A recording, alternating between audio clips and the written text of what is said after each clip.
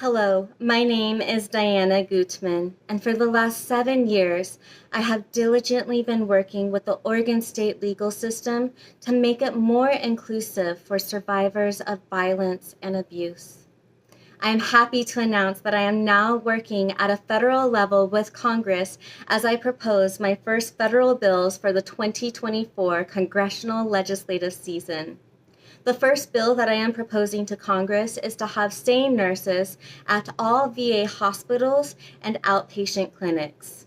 SANE nurses, or sexual assault nurse examiners, specialize in being able to treat patients who have experienced sexual trauma and connect them to resources, getting them the help that they need.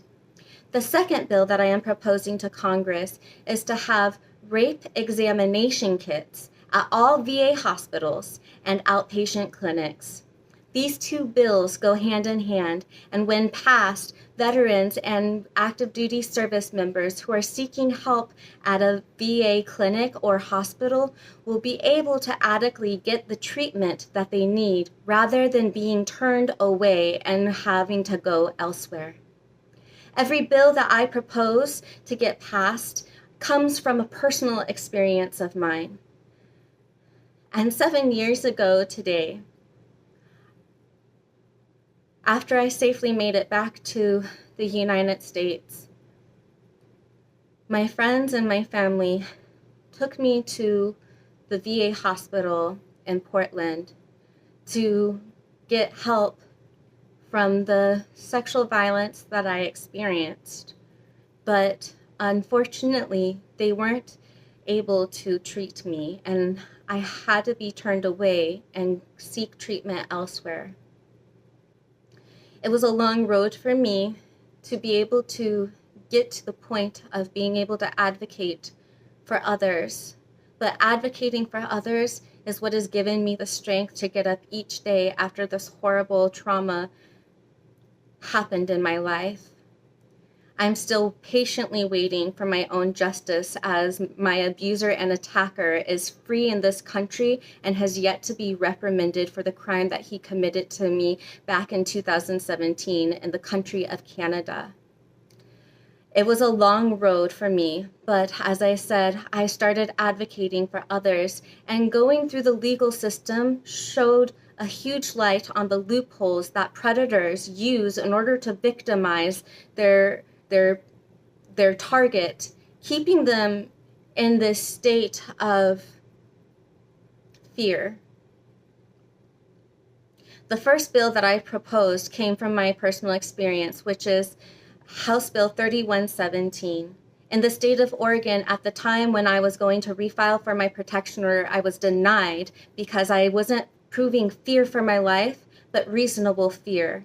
This is something that didn't make sense to me, and when I was able to pick myself back up after these things, I decided that this law needed to be improved so that people like me are able to get help and maintain the protection that they fought for. So now, when someone in the state of Oregon goes to refile for their protection order, they no longer have to prove fear for their life, but reasonable fear.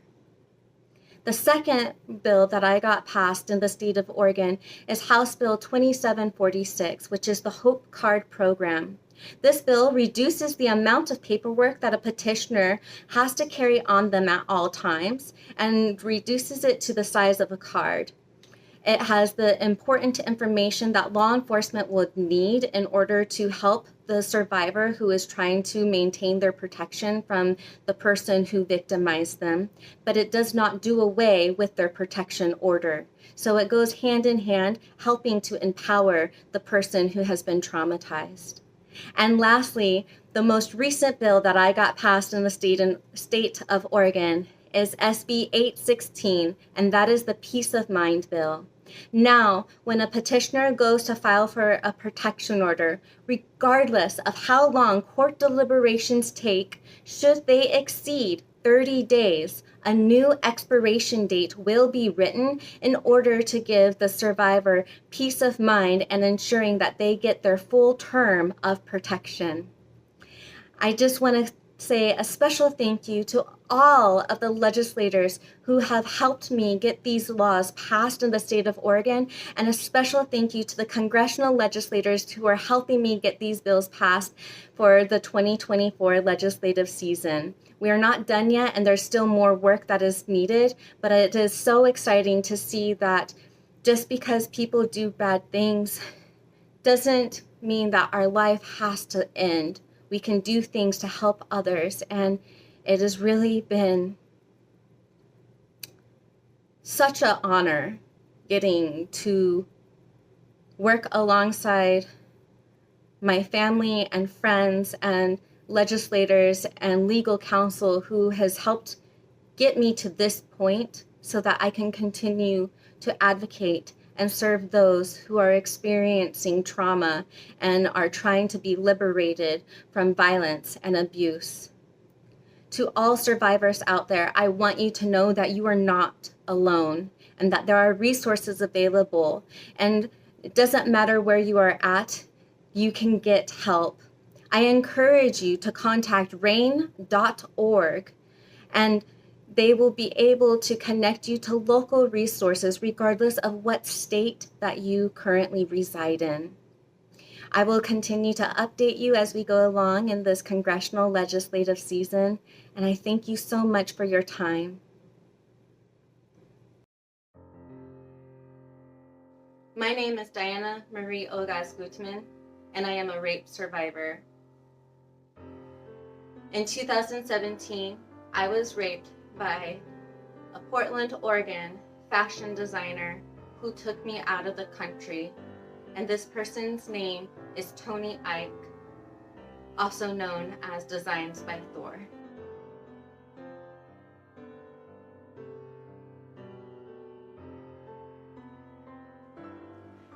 I know that I am not the only survivor who has been victimized by Tony Ike. There are others, and so I urge you that when a survivor comes forward,